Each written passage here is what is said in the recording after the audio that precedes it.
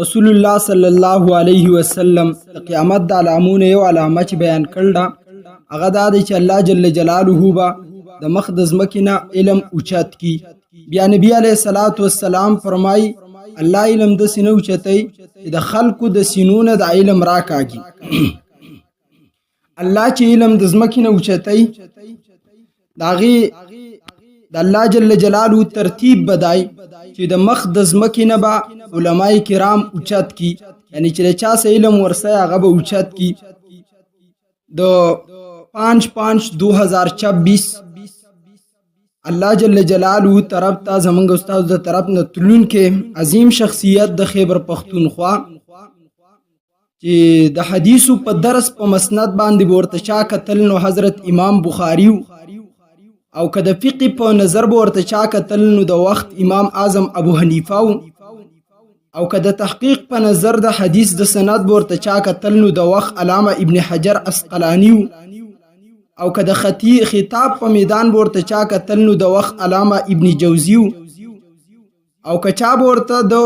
مین محبت په نظر کتل نو ایډیل د صدیق اکبر رضی الله تعالی عنہ په نقش قدم باندې روانو او که چا ورته د اصلاح په بنیاد باندې کتل چې په معاشره کې اصلاح راوستا نو د فتنو مخې ته ولاړ د حذیفه بن الیمان رضی الله تعالی عنہ په نقش قدم تلونکي انسان او شخصیت اور که د شاګردانو په میدان کې بچا کوت نو د وخت علامه ابن تیمیه رحمه الله اور که چا ورته د عوامو سره ریلیفس او د عوامو سره په تعلق کتنی باندې کتل نو د وخت علامه اشرف علی تانوی قاسمی نانوتی رحمت الله علیه چې الله جل جلاله د لوی نعمت پښتنو ته ورکړو او زه دوه علماء مرګ اغیزه لچولم او ما ته افسوس راغله الانکه زما سره نږدې خلک وفات شوي، زما نږدې رشتہ داران د دنیا نه تللی،